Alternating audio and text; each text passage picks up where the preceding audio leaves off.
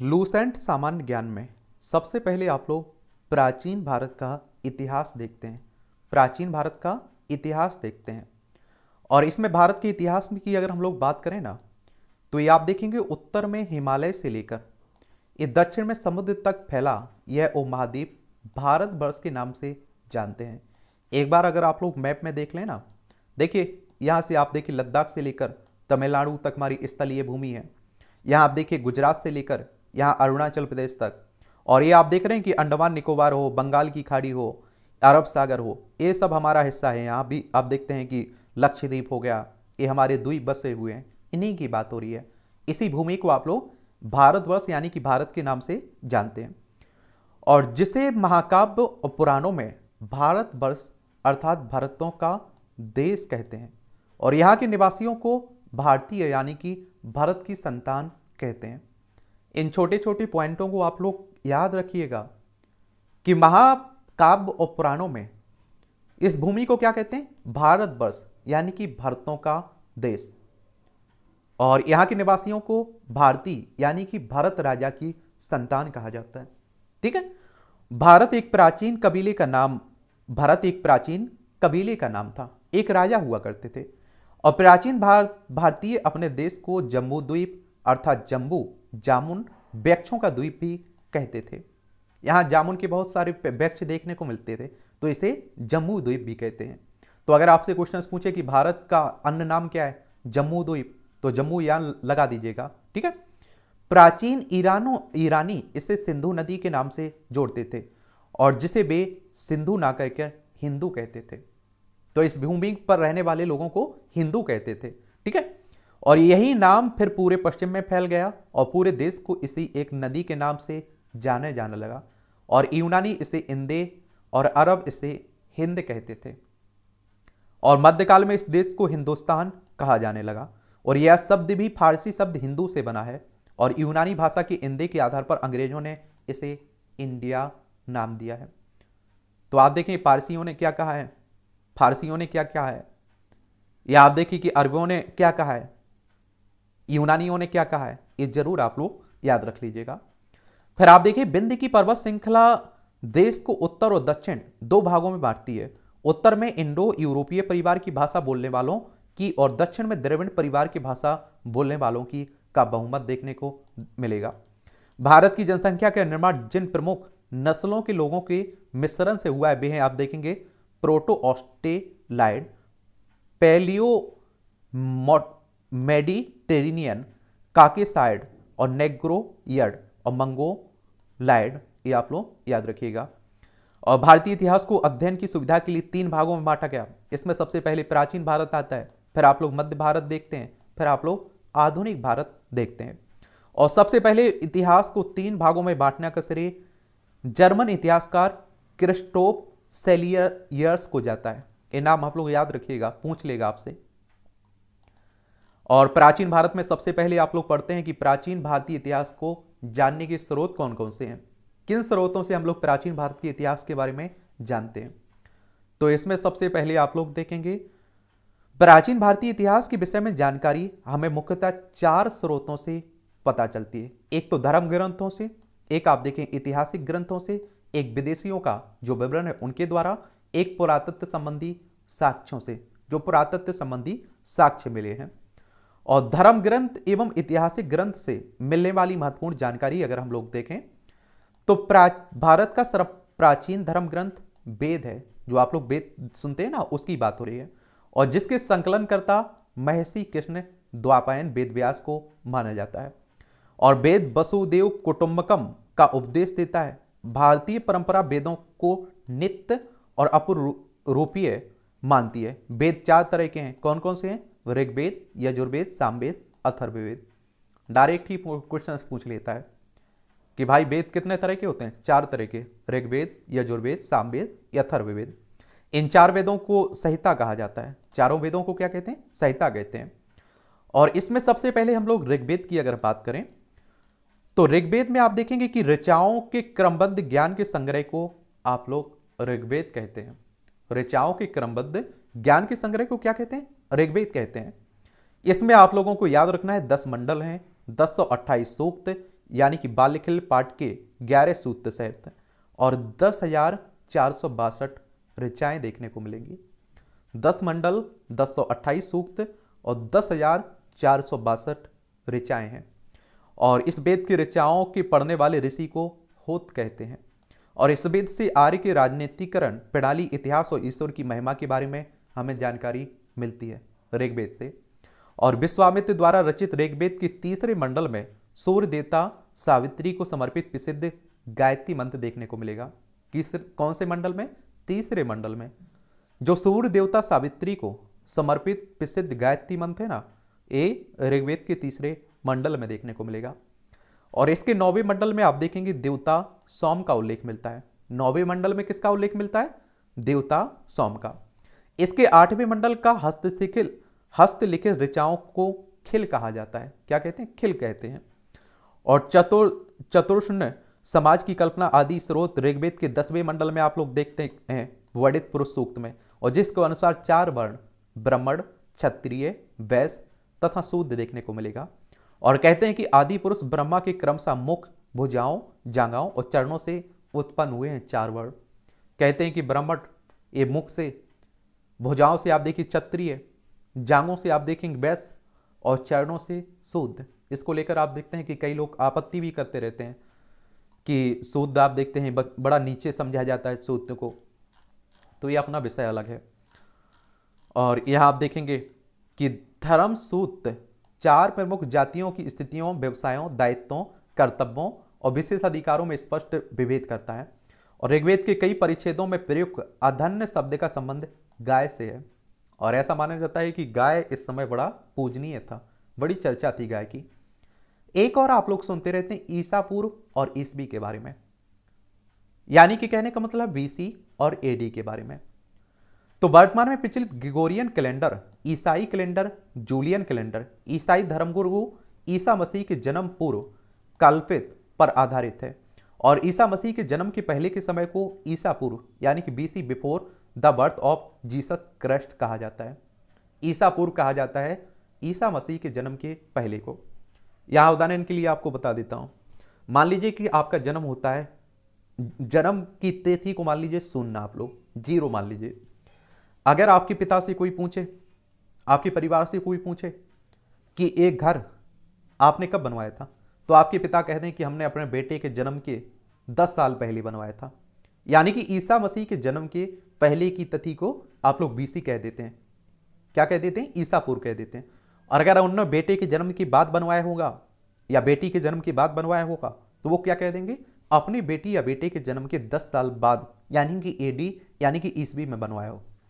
और ईसा पूर्व में वर्षों की गिनती उल्टी दिशा में होती है, और जिसमें महात्मा बुद्ध का जन्म 563 ईसा पूर्व में और मृत्यु 483 ईसा पूर्व में हुआ है। अब आप देखिए, जिन्हें मालूम नहीं होता है वो कंफ्यूज हो जाते हैं। वो कहते हैं कि सर पहले 563 ईसा पूर्व में जन्म हुआ और मृत्यु उनकी 483 ईसा पूर्व में हुई। कैसे हुई? ये उल्टी गिनती है। ठीक है, यानी ईसा मसीह के जन्म के 563 वर्ष पूर्व महात्मा बुद्ध का जन्म हुआ था और 483 वर्ष पूर्व उनकी मौत हो गई थी। और ईसा मसीह की जन्म तिथि से आरंभ हुआ सन ईसवी सन कहलाता है। और इसे संक्षिप्त में आप लोग ई लिखते हैं, और ई को लैटिन भाषा की एडी में भी लिखा जाता है। एडी का मतलब होता है एनो डोमिनी, जिसका शाब्दिक होता है in the year of Lord Jesus Christ. तो उनके जन्म की तिथि के बाद को एडी या ईसवी के रूप में आप लोग जानते हैं। बेंसेट आर्थर स्मिथ ने प्राचीन भारत का पहला सुव्यवस्थित इतिहास अर्ली हिस्ट्री ऑफ इंडिया 1904 में तैयार किया था। और इस पुस्तक के 1/3 भाग में केवल सिकंदर का आक्रमण वर्णित है। और इसमें भारत को स्वेच्छाचारी शासन वाला देश कहा गया है, और जैसे ब्रिटिश शासन की स्थापना से पहले कभी राजनीतिक एकता का अनुभव नहीं हुआ। उन्होंने लिखा है कि वस्तुतः भारतीय इतिहासकारों का सरोकार शासन के एकमात्र स्वरूप तानाशाही से ही है। किससे? तानाशाही से ही है। और वामनावतार की 3 पगों के आख्यान का प्राचीन स्रोत भी आपका ऋग्वेद है। ऋग्वेद में इंद्र के लिए 250 और अग्नि के लिए 200 ऋचाओं की रचना की गई है। ये भी क्वेश्चन पूछ लेता है कि ऋग्वेद में इंद्र के लिए कितनी ऋचाओं की बात की गई है, रचना की गई है? तो 250, 250, अग्नि के लिए 200। प्राचीन इतिहास के साधन के रूप में वैदिक साहित्य में ऋग्वेद के बाद शतपथ ब्राह्मण का स्थान आता है। फिर आप देखते हैं कि ऋग्वेद के बाद यजुर्वेद आता है और सारस्वर पाठ के लिए मंत्रों बलि के समय अनुपालन के लिए नियमों का संकलन यजुर्वेद कहलाता है और इसके जो पाठकर्ता होते हैं उन्हें आप लोग अध्वर्यु कहते हैं। यजुर्वेद में यज्ञों के नियमों और विधि विधानों का संकलन मिलता है। एक क्वेश्चन इस तरह से बन जाता है, यज्ञों के नियम और विधि विधानों से संबंधित कौन सा वेद है? यजुर्वेद। और इसमें बलिदान विधि का भी वर्णन किया गया है और यह एक ऐसा वेद है जो गद्य और पद्य दोनों में। एक क्वेश्चन भी आप देखिए कई बार पूछा जा चुका है, कई एग्जाम में पूछा जा चुका है कि कौन सा वेद है जो गद्य और पद्य दोनों में है, तो यजुर्वेद है। फिर आप देखते हैं कि सामवेद आ जाता है और सामवेद, साम का अर्थ होता है, साम का अर्थ शाब्दिक अर्थ होता है गान। और आप देखते हैं इस वेद में मुख्यतः यज्ञों के अवसर पर गाए जाने वाले ऋचाओं मंत्रों का संकलन है। और कई बार डायरेक्ट ही पूछ लेता है गान से संबंधित कौन सा वेद है? सामवेद। गानों से संबंधित कौन सा वेद है? सामवेद। और इसके पाठकर्ता को आप लोग उद्धात कहते हैं और उद्रात कहते हैं और इसका संकलन ऋग्वेद पर आधारित है। इसमें 1810 सूक्त हैं जो प्रायः ऋग्वेद से लिए गए हैं। इसे भारतीय संगीत का जनक भी कहा जाता है। और आप लोग पुराने क्वेश्चंस फिर से उठा के देखिए और यहाँ देखेंगे भारतीय संगीत का जनक किसे कहते हैं? सामवेद को। ये क्वेश्चंस कई बार पूछा जा चुका है। और यजुर्वेद और सामवेद में किसी विशिष्ट ऐतिहासिक घटना का वर्णन नहीं देखने को मिलता है। फिर आप देखते हैं कि अथर्ववेद आता है।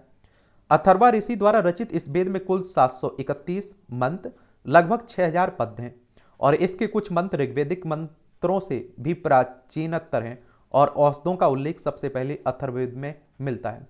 औषधि से संबंधित कौन सा? अथर्ववेद है। और ऐतिहासिक दृष्टि से अथर्ववेद का महत्व इस बात में है कि इसमें सामान्य मनुष्यों के विचारों और अंधविश्वासों का विवरण भी मिलता है। मनुष्यों को विचारों और अंधविश्वासों से संबंधित कौन सा वेद है? अथर्ववेद। पृथ्वी सूक्त अथर्ववेद का प्रतिनिधि सूक्त माना जाता है। इसमें मानव जीवन के सभी पक्षों, गृह निर्माण, कृषि की उन्नति, व्यापारिक मार्गों का गहन खोज, रोग निवारण, समन्वय, विवाह, प्रणय गीतों, राजभक्ति, राजा का चुनाव, बहुत से वनस्पतियों और औषधियों, शराब, वशीकरण, प्रायश्चित, मातृभूमि, महात्मय आदि का वर्णन भी आप लोगों को अथर्ववेद में मिलता है। कुछ मंत्रों में जादू टोने का भी उल्लेख मिलता है। किसे में? अथर्ववेद में। अथर्ववेद से परीक्षित को कुरुओं का राजा कहा गया है और कुरु देश की समृद्धि का अच्छा चित्रण भी मिलता है। और आप देखें कि इसमें सभा और समति को प्रजापति की 2 पुत्रियां कहा गया है। और वेदों की भी कई शाखाएं हैं जो वैदिक अध्ययन और व्याख्या से जुड़े विभिन्न दृष्टिकोणों का प्रतिनिधित्व करती हैं। साकल शाखा ऋग्वेद से जुड़ी एकमात्र जीवित शाखा है। किससे? ऋग्वेद से। यजुर्वेद को शुक्ल यजुर्वेद और कृष्ण यजुर्वेद 2 शाखाओं में बांटा गया है। किसे? यजुर्वेद को शुक्ल यजुर्वेद और कृष्ण यजुर्वेद 2 शाखाओं में बांटा गया है। मध्यान्ह और कर्ण शुक्ल यजुर्वेद अथवा वाज सनेय संहिता की शाखाएं। कृष्ण यजुर्वेद से जुड़ी शाखाओं की बात करें तो काठक हो गया, कनिष्ठल हो गया, मैत्तायनी हो गया, तैत्तिरीय हो गया और कौथम, रामायणीय और जैमिनीय या तलवकार सामवेद की शाखा है। अथर्ववेद की शाखा सौनक और पिप्पलाद आपको देखने को मिलेगी। और आप देखिए सबसे प्राचीन वेद ऋग्वेद और सबसे बाद का वेद कौन सा है? अथर्ववेद है। सबसे पुराना वेद ऋग्वेद, सबसे नया वेद अथर्ववेद है। फिर आप लोग देखेंगे, क्या देखेंगे? ब्राह्मण, आरण्यक, उपनिषद। संहिता के पश्चात ब्राह्मणों और आरण्यकों और उपनिषदों का स्थान आता है। इसके इनमें आप देखिए उत्तर वैदिक कालीन समाज संस्कृति के विषय की जानकारी प्राप्त होती है आपको। और आप देखें ब्राह्मण ग्रंथ वैदिक संहिताओं की व्याख्या करने के लिए गद्य में लिखे गए हैं और प्रत्येक संहिता के लिए अलग अलग ब्राह्मण ग्रंथ है जिसमें सारणी में दिया गया है। देखिए ऋग्वेद में आप देखिए ऐत्रेय व कौशिकी और यजुर्वेद में आप देखिए तैत्तिरीय व शतपथ, सामवेद में पंचवेद और अथर्ववेद में आप देखेंगे गौपथ हो गया। और इन ब्राह्मण ग्रंथों में हमें परीक्षित के बाद और बिंबिसार के पूर्व की घटनाओं का ज्ञान प्राप्त होता है। ऐत्रेय में राज्याभिषेक के नियम और कुछ प्राचीन राजाओं के नाम भी दिए गए हैं।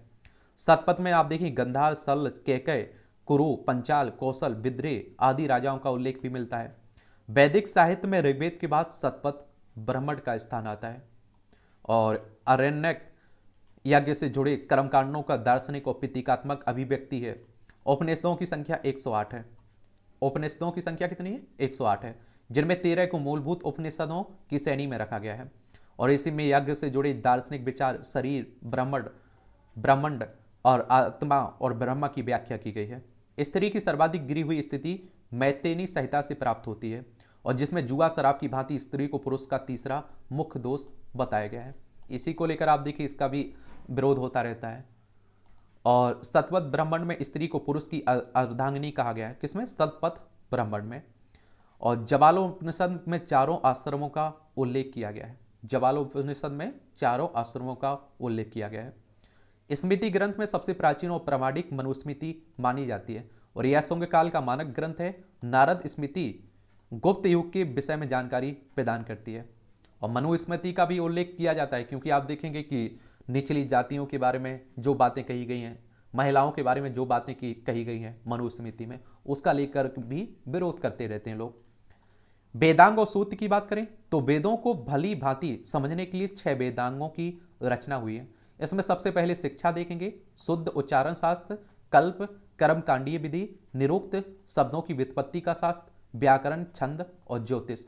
ये 6 आप लोगों को वेदांगों की रचना हुई है। इसमें शिक्षा, कल्प, निरुक्त, व्याकरण, छंद और ज्योतिष, ये सभी आप लोग याद रखिएगा। आगे चलते हैं हम लोग। आगे आप देखेंगे कि वैदिक साहित्य को अक्षुण्ण बनाए रखने के लिए सूत्र साहित्य का प्रणयन किया गया है। सौत्र, ग्रह, धर्म सूत्रों के अध्ययन से हमें यज्ञीय विधि विधानों, कर्मकांडों तथा राजनीति विधि एवं व्यवहार से संबंधित महत्वपूर्ण बातें ज्ञात करते हैं। और प्रमुख सूत्रकारों में गौतम, बौद्धायन, आप स्तंभ और वशिष्ठ आदि के नाम विशेष रूप से उल्लेखनीय है। और सूत्रों में आप देखिए गौतम धर्म सूक्त सबसे प्राचीन माना जाता है इसमें। और फिर आप देखिए पुराण आ जाते हैं, तो भारतीय ऐतिहासिक कथाओं का सबसे अच्छा क्रमबद्ध विवरण पुराणों में मिलता है। और इसके रचयिता कौन? लोमहर्ष अथवा इनके पुत्र उग्रश्रवा माने जाते हैं। और इनकी संख्या कितनी है? पुराणों की संख्या 18 है, जिनमें से केवल 5 मत्स्य, वायु, विष्णु, ब्राह्मण और भागवत में ही राजाओं की वंशावली पाई जाती है। और देखिए पुराण संबंधित वंशों से विष्णु पुराण मौर्य वंश से संबंधित है। विष्णु पुराण किससे संबंधित है? मौर्य वंश से संबंधित है। मत्स्य पुराण आंध्र सातवाहन वंश से संबंधित, वायु पुराण गुप्त वंश से संबंधित है। ये जरूर आप लोग याद रखिएगा। पुराणों में मत्स्य पुराण सबसे प्राचीन और प्रामाणिक माना जाता है, जो आंध्र सातवाहन वंश से संबंधित है। अधिकतर पुराण सरल संस्कृत श्लोक में लिखे गए हैं। स्त्रियों और शूद्रों जिन्हें वेद पढ़ने की अनुमति नहीं थी, वे पुराण सुन सकते थे। पुराणों का पाठ पुजारी मंदिरों में किया करते थे। सामाजिक और सांस्कृतिक दृष्टि से अग्नि पुराण का काफी महत्व है, और जिसमें राजतंत्र के साथ साथ कृषि संबंधी विवरणों का भी विवरण भी दिया गया है। और बौद्ध, जैन, अन्य साहित्य की देखें तो जातक में बौद्ध की पुनर्जन्म की कहानी वर्णित है। किसमें? जातक ग्रंथ में। और हीनान जो आप देखते हैं बौद्ध समुदाय था, उसके प्रमुख ग्रंथ कथा वस्तु, जिसमें आप देखिए महात्मा बौद्ध का जीवन चरित्र अनेक कथानकों के साथ वर्णित है। जैन साहित्य को आगम कहा जाता है। जैन साहित्य को क्या कहते हैं? आगम कहते हैं। और जैन धर्म का प्रारंभिक इतिहास कल्प सूत्र से ज्ञात होता है। और जैन ग्रंथ भगवती सूत्र में महावीर के जीवन कृत्यों और अन्य समकालिकों के साथ उनके संबंधों का विवरण मिलता है। और अर्थशास्त्र के लेखक चाणक्य, कौटिल्य या विष्णुगुप्त हैं। ये क्वेश्चन आप देखिए अनेकों बार पूछ लिया है कि जो अर्थशास्त्र है इसके लेखक कौन है? चाणक्य, जिन्हें कौटिल्य के नाम से भी जानते हैं, विष्णुगुप्त के नाम से भी जानते हैं। यह 15 अधिकरणों और 180 प्रकरणों में विभाजित है, और इससे मौर्यकालीन इतिहास की जानकारी प्राप्त होती है। तो ये अनुवादक इसकी कौन है? साम शास्त्री हैं, ये भी याद रखिएगा। संस्कृत साहित्य में ऐतिहासिक घटनाओं को क्रमबद्ध लिखने का सर्वप्रथम प्रयास कल्हण के द्वारा किया गया है। और कल्हण के द्वारा रचित पुस्तक है राजतरंगिणी, राजाओं की नदी। ये आप लोग याद रखिएगा। राजतरंगिणी किसकी रचना है? किसकी पुस्तक है? कल्हण की। और इस ग्रंथ में 8 सर्ग हैं जिन्हें तरंगों की संज्ञा दी गई है। और इसमें प्रारंभ से लेकर 12वीं सदी तक के कश्मीर के शासकों का वर्णन देखने को मिलेगा। अरबों की सिंध विजय का वृत्तांत चचनामा, इसके लेखक हैं अली अहमद, में सुरक्षित है। अष्टाध्यायी संस्कृत भाषा व्याकरण की प्रथम पुस्तक के लेखक पढ़नी है अष्टाध्यायी के, और इसमें मौर्य के पहले पहले का इतिहास और मौर्य युगीन राजनीतिक अवस्था की जानकारी प्राप्त होती है। और अष्टाध्यायी में पहली बार लिपि शब्द का प्रयोग किया गया है। किसका? लिपि का। और कात्यायन की गार्गी संहिता एक ज्योतिष ग्रंथ है, फिर भी इसमें भारत पर होने वाले यवन आक्रमण का उल्लेख देखने को मिलता है। पतंजलि का पुष्यमित्र शुंग के पुरोहित थे, इनके महाभाष्य के से शुंगों के इतिहास का पता चलता है। अब चलिए विदेशी यात्रियों से मिलने वाली प्रमुख जानकारी देख लीजिए। इसमें सबसे पहले यूनानी रोमन लेखक आप लोग देखिए, यूनानी रोमन लेखक। इसमें सबसे पहला था टेसियस, यह ईरान का राजवैद्य था। आपसे पूछ लेगा टेसियस कहाँ का राजवैद्य था? ईरान का था। और भारत के संबंध में इसका विवरण आश्चर्यजनक कहानियों से परिपूर्ण होने के कारण अविश्वसनीय है, भरोसे वाला नहीं है। और फिर आप देखते हैं हेरोडोटस, इसे इतिहास का पिता भी कहते हैं। हेरोडोटस इतिहास का पिता किसे कहते हैं? हेरोडोटस को। और इसने अपनी पुस्तक हिस्टोरिका में 5वीं शताब्दी ईसा पूर्व के भारत, फारस, ईरान के संबंध का वर्णन किया है, परंतु इसका विवरण भी अनुश्रुतियों और अफवाहों पर आधारित है, तो ये भी कम भरोसे वाला है। फिर आप देखिए सिकंदर के साथ आने वाले लेखकों में निराकस, अनेसिक्रट्स और अरिस्टोबुलस के विवरण अधिक प्रमाणित और विश्वसनीय हैं, जो सिकंदर के साथ आए थे। मेगास्थनीज यह सेलुकस निकेटर का राजदूत था, जो चंद्रगुप्त मौर्य के राज दरबार में आया था, और इसने अपनी पुस्तक इंडिका में मौर्य युगीन समाज और संस्कृति के विषय में लिखा है। इंडिका किसकी पुस्तक है? चंद्रगुप्त मौर्य के दरबार में जो आया था, सेलुकस निकेटर की। और माफ करिए, सेलुकस निकेटर का राजदूत था मेगास्थनीज। इसकी किताब का नाम है इंडिका, और ये मौर्य युगीन समाज और संस्कृति के बारे में बताता है। अगला है डाइमेकस, यह सीरियन नरेश आंतियोकस का राजदूत था, जो बिंदुसार के राज दरबार में आया था। ये भी पूछ लेगा कि डाइमेकस किसके राज दरबार में आया था? बिंदुसार के। इसका विवरण भी मौर्य युग से संबंधित है। डायोनिसियस यह मिस्र नरेश टॉलमी फिलेडेल्फस का राजदूत था, जो अशोक के राज दरबार में आया था। मेगास्थनीज चंद्रगुप्त मौर्य के दरबार में आया था। डाइमेकस बिंदुसार के दरबार में आया था। डायोनिसियस ये आप देखेंगे अशोक के दरबार में आया था। टॉलमी, इसने आप देखेंगे कि 2री शताब्दी में भारत का भूगोल नामक पुस्तक लिखी थी टॉलमी ने। प्लिनी, इसने प्रथम शताब्दी में नेचुरल हिस्ट्री नामक पुस्तक लिखी। इसमें भारतीय पशुओं, पेड़ पौधों, खनिज पदार्थों आदि के बारे में विवरण मिलता है। पेरिप्लस ऑफ द इरिथियन सी, इस पुस्तक के लेखक के बारे में जानकारी नहीं है। यह लेखक करीब 80 ईस्वी में हिंद महासागर की यात्रा पर आया था। इसने उस समय के भारत के बंदरगाहों और व्यापारिक वस्तुओं के बारे में जानकारी दी है। फिर आप देखते हैं कि चीनी लेखक, इन्हें देख लीजिए, फाहियान, ये चीनी लेखक था। यह चीनी यात्री गुप्त नरेश चंद्रगुप्त द्वितीय के दरबार में आया था, फाहियान, और इसने अपने विवरण में मध्य प्रदेश के समाज और संस्कृति के बारे में वर्णन किया है। इसने मध्य प्रदेश की जनता को सुखी और समृद्ध भी बताया। यह 14 वर्षों तक भारत में रहा था, फाहियान। संयोगन, ये आप देखिए 518 ईस्वी में भारत आया। इसने अपने 3 वर्षों की यात्रा में बौद्ध धर्म की प्राप्तियां एकत्रित की थी। फिर आप देखते हैं हेनसांग आता है, यह हर्षवर्धन के शासनकाल में भारत आता है। हेनसांग 629 ईस्वी में चीन से भारतवर्ष के लिए प्रस्थान किया। लगभग 1 वर्ष की यात्रा के बाद सर्वप्रथम वह भारतीय राज्य कपीसा पहुंचा था। भारत की 15 वर्षों तक ठहरकर 645 में चीन लौट गया, और वह बिहार में नालंदा स्थित नालंदा विश्वविद्यालय में अध्ययन करने और भारत से बौद्ध ग्रंथों को एकत्रित करने के लिए आया था। उसका भ्रमण वृत्तांत CU की नाम से प्रसिद्ध है, और जिसमें आप देखिए 138 देशों का विवरण मिलता है।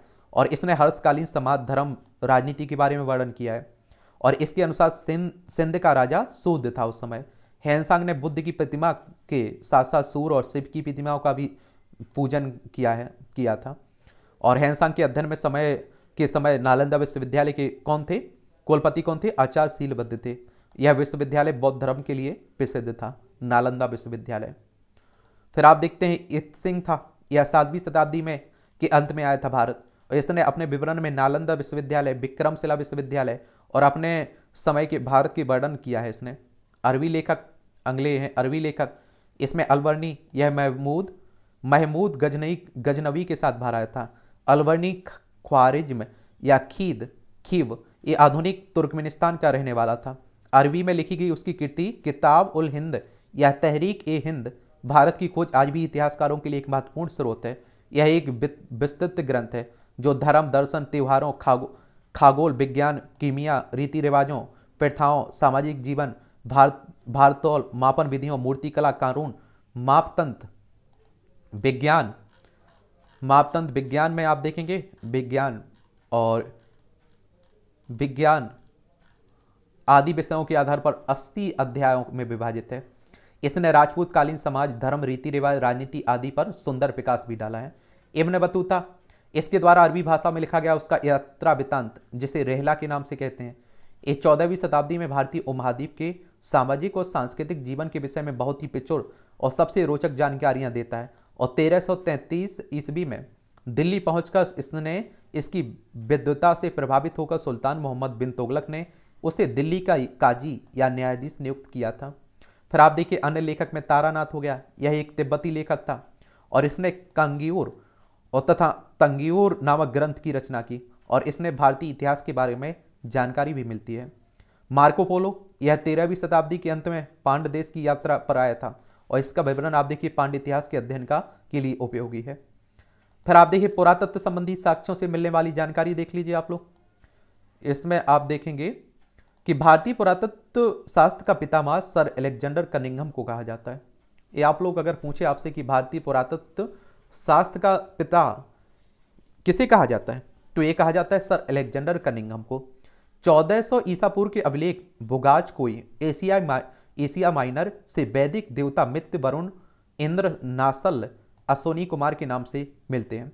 मध्य भारत में भागवत धर्म विकसित होने का प्रमाण यवन राजदूत होलियोडोरस के बेसनगर विदिशा के गरुण स्तंभ लेख में मिलता है। ये कहाँ देखने को मिलता है? विदिशा में बेसनगर गरुण स्तंभ। और इसके किसका है?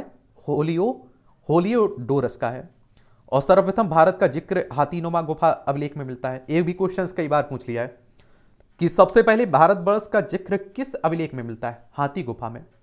सर्वप्रथम दुर्भिक्ष की जानकारी देने वाला अभिलेख सोहेगुरा अभिलेख है। इसमें अभिलेख में संकट काल में उपयोग हेतु खाद्यान्न सुरक्षित रखने का भी उल्लेख मिलता है। और सर्वप्रथम भारत में होने वाले हूण आक्रमण की जानकारी भीतरी स्तंभ लेख से मिलते हैं। हूणों के आक्रमण की जानकारी।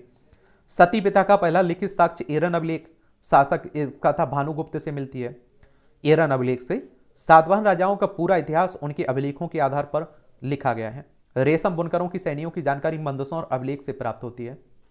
रेशम बुनकरों की सैनियों की जानकारी कहां से मिलती है? मंदसौर अभिलेख से मिलती है। कश्मीरी नवपाषाणिक स्थल बुरझौम से गर्तावास यानी कि गड्ढा का घर का साक्ष्य मिला है। कश्मीरी नवपाषाणिक पुरास्थल बुरझौम से। और इनमें उतरने के लिए सीढ़ियां होती थी। यहां मनुष्य के साथ उसके पालतू कुत्ते को भी दफनाने का प्रथा प्रचलित थी। कहां? बुरझौम से मिला है। प्राचीन सिक्कों को आहत सिक्के कहा जाता था और इसी को साहित्य में कसारपण कहा जाता है। सर्वप्रथम सिक्कों पर लेख लिखने का कार्य यवन शासकों ने किया था। सर्वप्रथम सिक्कों पर लेख लिखने का कार्य किसने किया था? यवन शासकों ने। और महत्वपूर्ण अभिलेख हैं, ये अभिलेख हो गए और शासक हो गए। हाथी गुफा अभिलेख, तिथि रहित अभिलेख है, कलिंग राजा खारवेल से संबंधित है। जूनागढ़ गिरनार अभिलेख ये रुद्र दामन से संबंधित है। नासिक अभिलेख गौतमी बलश्री से संबंधित है। प्रयाग स्तंभ लेख समुद्रगुप्त से संबंधित। इहोल अभिलेख पुलकेशिन द्वितीय से संबंधित है। मंदसौर अभिलेख मालवा नरेश यशोवर्मन से संबंधित है। ग्वालियर अभिलेख पितिहार नरेश भोज से संबंधित है। भीतरी और जूनागढ़ अभिलेख स्कंदगुप्त से संबंधित है। देवपाड़ा अभिलेख बंगाल शासक विजय सेन से संबंधित है।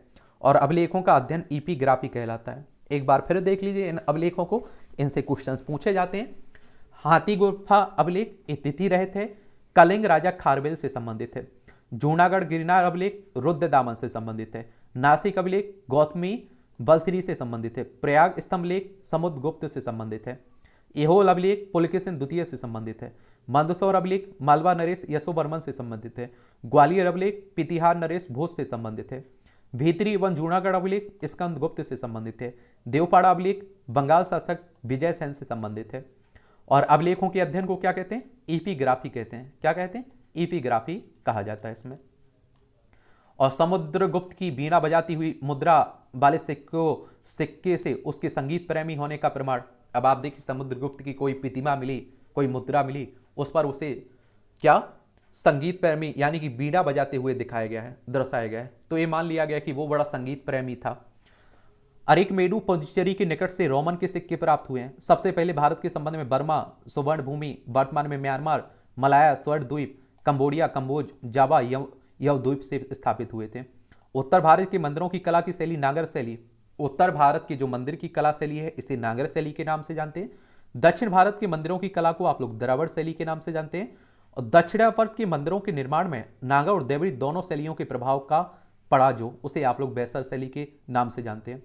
अगर आपसे पूछें कि ये नागर हो, द्रविड़ हो, बैसर शैली हो, ये किससे संबंधित है, तो मंदिरों की कला से संबंधित। पंचायतन शब्द मंदिर रचना शैली से संबंधित है। इसमें एक हिंदू मंदिर तब पंचायत शैली कहलाता है जब मुख्य मंदिर 4 सहायक मंदिरों से घिरा होता है।